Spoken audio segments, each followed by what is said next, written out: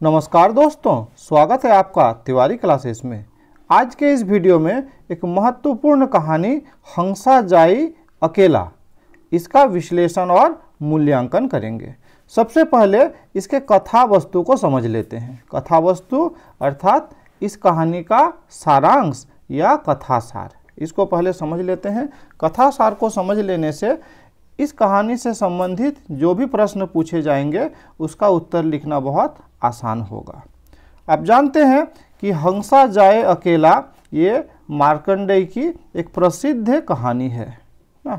ये मार्कंडेय जो है तो नई कहानी आंदोलन जिसको हम लोग कहते हैं, तो उनका नींव रखने वाले जो कहानीकार हैं उनमें से ये भी अग्रगण्य हैं। तो ये कहानी हंसा जाए अकेला, जिसमें मार्कंडेय ने सामान्य जन के रूप में हंसा नामक व्यक्ति की व्यथा कथा को अत्यंत मार्मिक ढंग से उजागर किया है। अर्थात इसके जो नायक है हंसा, वो एक सामान्य जन है। सामान्यतः क्या होता है, जो नायक होते हैं वो कोई प्रबुद्ध जन को ही किया जाता है, लेकिन इसमें एक सामान्य जन है, उसी का व्यथा कथा को इसमें बताया गया है। हंसा गांव का एक अति सामान्य और भाग्य का मारा हुआ व्यक्ति है। उसके परम हितैषी बाबा भी उसकी एक गलती पर झुंझलाते हुए उसकी निम्न दशा का परिचय देते हैं। हंसा एक दिन बाबा तथा अन्य लोगों के साथ दंगल देखकर लौट रहे थे, है ना।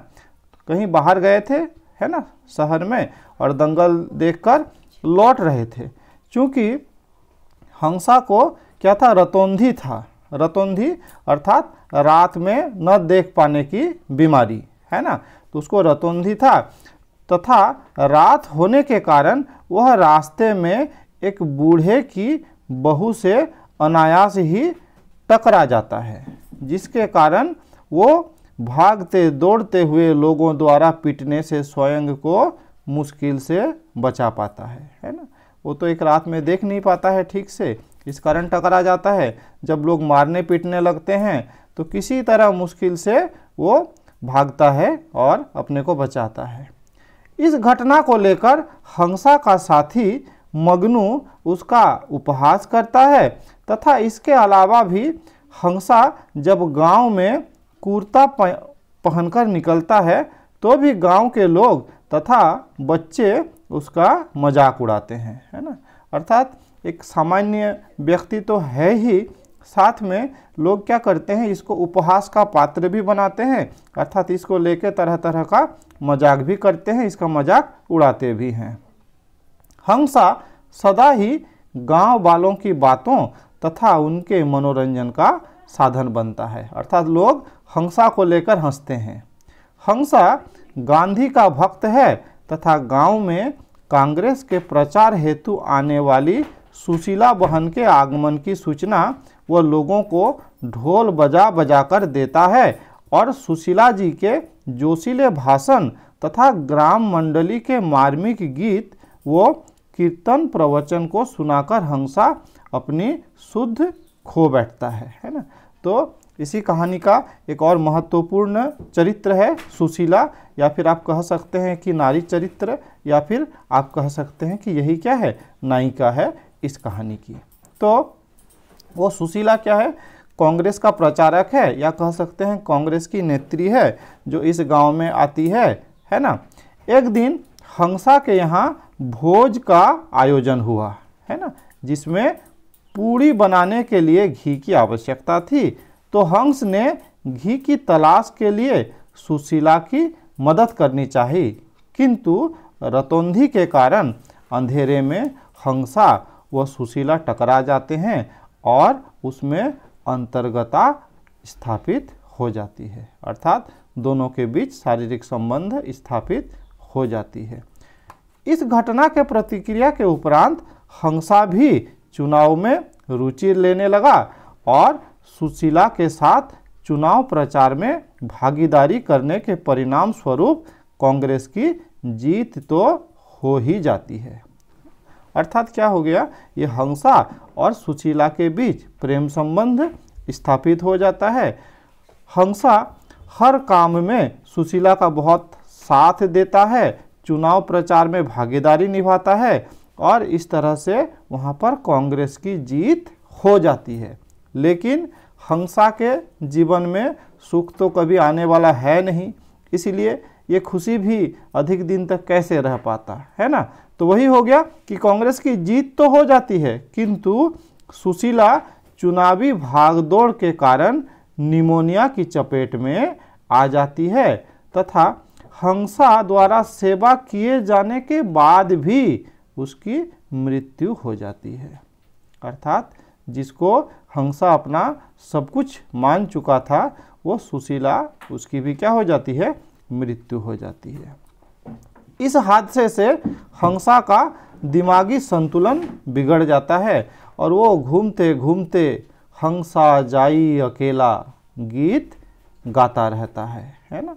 इस प्रकार अगर आप कहें तो जो कहानी का शीर्षक है हंसा जाई अकेला, ये भी क्या है, यहाँ पे सार्थक सिद्ध होता है। अर्थात जो लेखक है इसका शीर्षक भी बहुत अच्छे से चुना है। इस प्रकार अकेला पैदा होने वाले हंसा के जीवन में सुशीला का आगमन दो के साथ जीने की उम्मीद से हुआ था, किंतु हंसा फिर से इस संसार में अकेला रह जाता है ना। अर्थात सुशीला का उसके जीवन में आगमन होने से लगा कि अब दोनों क्या है, साथ रह सकेंगे, ऐसा उम्मीद जगा, लेकिन फिर से क्या है, हंसा अकेला ही रह गया। वह पुनः संसार में अकेला आने वाला तथा इस संसार से अकेला जाने वाला भी बन जाता है। तो यही है इसका कहानी। अब इसके कथा संरचना को समझ लेंगे कि कथा की बनावट किस प्रकार का है। तो मार्कंडेय ने इस कहानी के केंद्र में हंसा की व्यथा कथा को कहते हुए समाज के उपेक्षित, सामान्य तथा अभागे प्राणी के प्रति सहानुभूतिपूर्ण तथा करुण चरित्र प्रस्तुत किए हैं। कहानी का आरंभ ही हंसा का मजाक बनाने से होता है और कहानी के विकास क्रम के साथ साथ हंसा का चित्र समाज के महत्वपूर्ण और प्रभावशाली व्यक्ति के रूप में उजागर होता है। किस प्रकार वो प्रभावशाली बनते हैं, तो कांग्रेस का चुनाव प्रचार करते हैं, है ना, घर घर में जाते हैं, जो गांधी जी का पर्चा है वो बांटते हैं, लोगों को समझाते हैं, है ना। तो कांग्रेस प्रचारिका सुशीला के गांव के आगमन के साथ यह कहानी राजनीतिक फलक से स्वाभाविक रूप से जुड़ती चली जाती है। हंसा सामान्य व्यक्ति से एक प्रभावशाली कार्यकर्ता बनता है, जो कि सभा जुटाने, रामलीला को नया अर्थ देने तथा चुनाव में कांग्रेस की विजय तक को निश्चित करने के लिए उत्तरदायी होता है। इन्हीं घटनाक्रम के मध्य सुशीला का आगमन हंसा के जीवन में होता है, तो उसके अभागेपन को मिटाने के लिए एक ये सक्षम साधन होती है ना।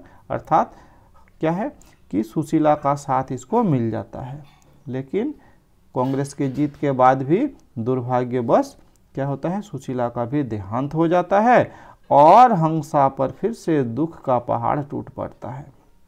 हंसा चुनाव की सफलता के उपरांत भी अपने गम में ही पागल हो जाता है, क्योंकि सुशीला की मृत्यु हो जाती है।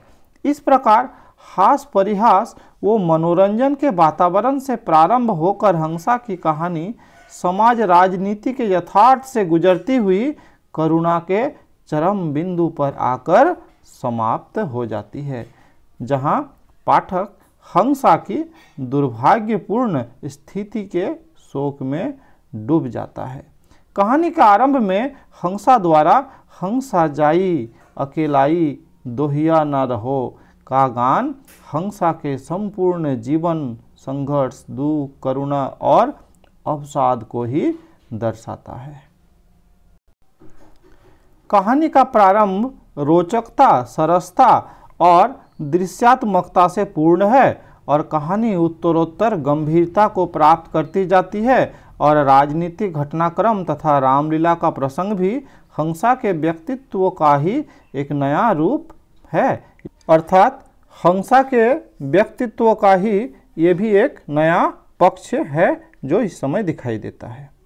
कुल मिलाकर यह कहा जा सकता है कि कहानी में आए प्रसंग मुख्य कथा को ही अधिक मार्मिक और प्रभावोत्पादक बनाने का कार्य करते हैं, जो हंसा जाई अकेला की दुखद परिणति को सार्थकता प्रदान करते हैं। हंसा जाई अकेला में भी हर छोटा बड़ा राजनीतिक सामाजिक प्रसंग हंसा के ही जीवन को यथार्थ रूप में उजागर करता है, जिससे हंसा को एक पहचान मिल जाती है। कहानी का अंत भी पाठकों पर एक मार्मिक प्रभाव छोड़ता है। प्रभाव दृष्टि हेतु कहानीकार ने कहानी के तंतुओं को अत्यंत सूक्ष्मता तथा संवेदना से घनीभूत करते हुए छोटे छोटे रस भरे चुटीले और व्यंग्यपूर्ण संवादों का प्रयोग किया है, जो कि कहानी में सरसता तथा गतिशीलता का संचार करते हुए कहानी को कहानीपन के सार्थकता से परिपूर्ण बनाते हैं। तो इस प्रकार आज के इस वीडियो में इतना ही। अगर वीडियो अच्छा लगा लाइक शेयर कर सकते हैं, साथ ही चैनल में नए हैं तो चैनल को सब्सक्राइब कर सकते हैं। साथ ही इस चैनल का जो टेलीग्राम लिंक है वो भी नीचे दिया गया है, आप चाहें तो टेलीग्राम लिंक से उस चैनल को भी ज्वाइन कर सकते हैं। इस वीडियो में मेरे साथ बने रहने के लिए बहुत बहुत धन्यवाद।